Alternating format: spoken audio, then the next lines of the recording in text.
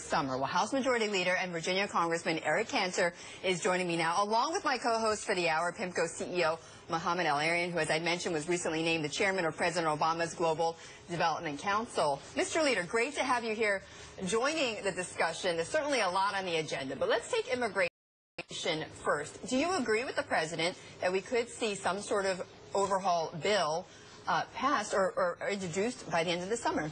Well, I do think there's a lot of work that's going on both sides of the Capitol, both in the House and the Senate, with all the issues on the table. And I know the border security issue is one that's important to make sure that we maintain our position as a country of laws. But I do think that many people in this country understand we have a very humble tradition of immigration and being immigrants in this country.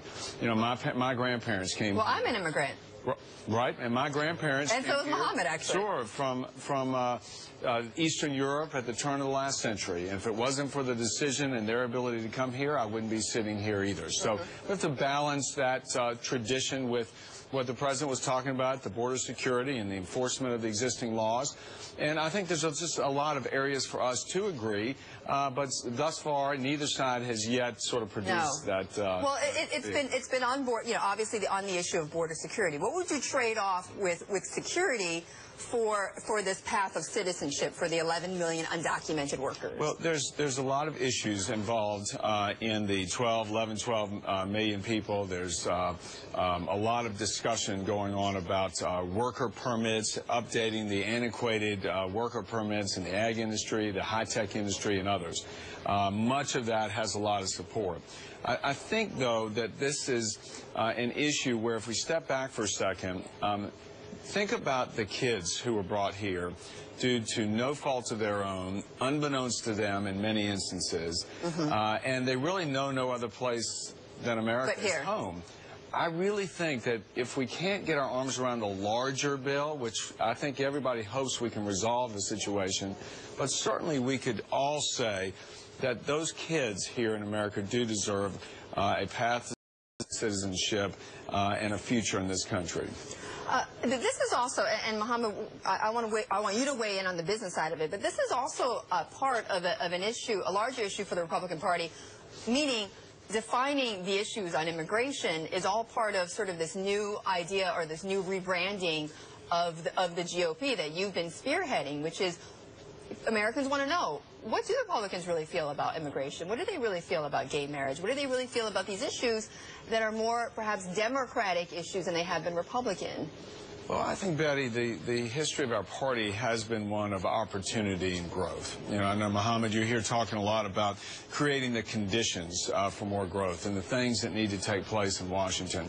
And I would say if you look at immigration, it was the Republican House that put across the floor last fall a bill to increase the number of individuals from foreign countries who are here studying in our master's and PhD programs and allowing them to have that green card.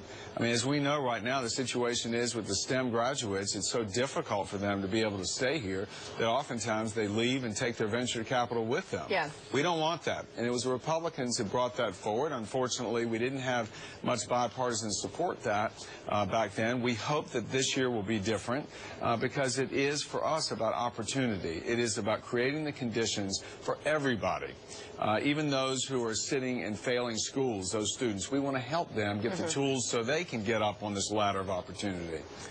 Leader Cantor, let me ask you a question that's on many people's minds, and today's numbers speak to that, which is our economy came out of the ICU after the global financial crisis, is out of the hospital, but is only able to walk. It's not able to run because it's structurally impaired. And a lot of the things that you talk about are really structural impairments to the economy. Are people like me simply fools and naive to expect a middle ground in Congress? Or are the dynamics that it's going to have to tip one way or the other at some point, and as we get closer to the election, we should expect more polarization rather than middle ground? So how should we think of this? I certainly hope it's the former, Mohamed. I hope that all of us can work towards a solution now.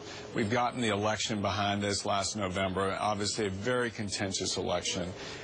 with issues like taxes and health care in the forefront where the disagreement really lies. The way I look at it is there was a significant increase in taxes on the first of the year, and now it's time for us to focus on trying to do something about reducing spending, addressing the unfunded liabilities connected with the health care entitlement programs.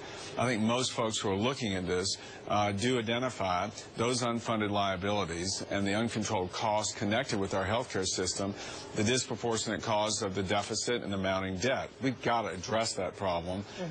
And, you know, for the first time now, and I think about 4 years, we have both houses having produced a budget. This does give way to a process that at least opens up. But they're both so far apart. Right, but for the first time, again, in about 4 years, we do have the opportunity to see a process unfold in which you can actually sit down at a table and air the differences and try and... At least you got the numbers out there. Right.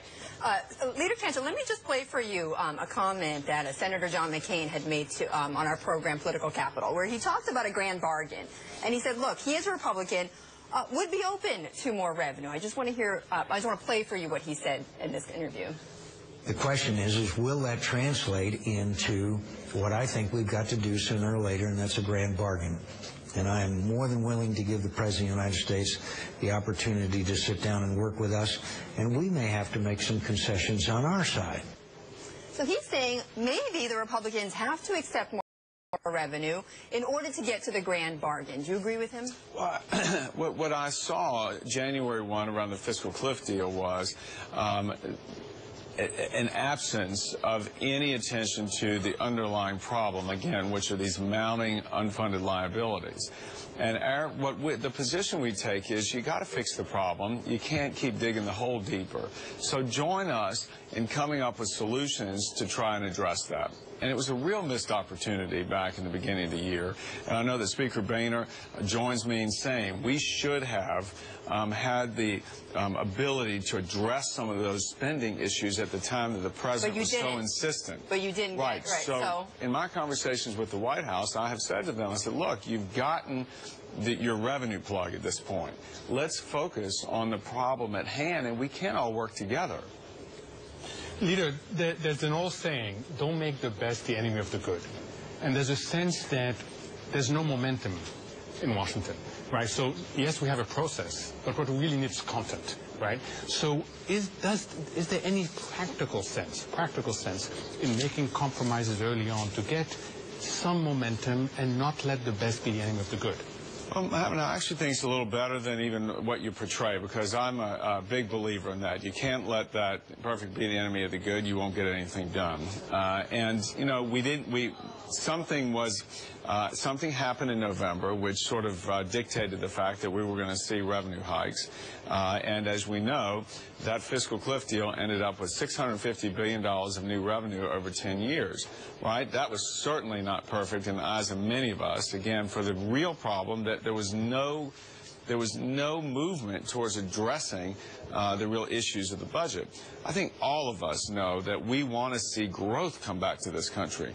You know, I won't accept, and I don't think anybody on the Hill wants to accept this anemic growth that the country is languishing in right now. We're America.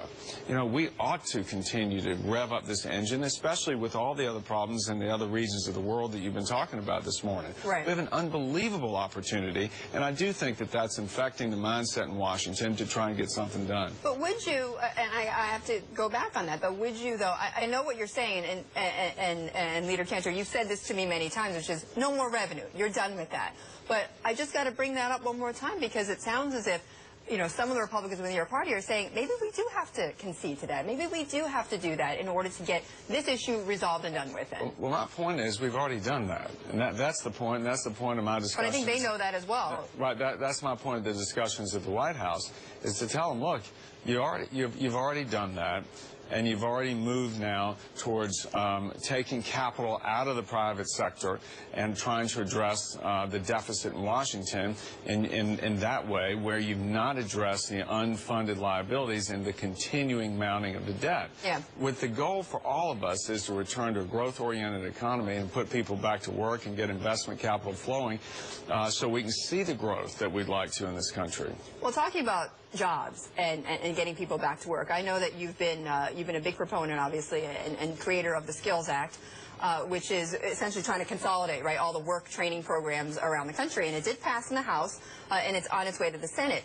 But uniformly, the Democrats have rejected this. I mean, they've opposed this because they say this is basically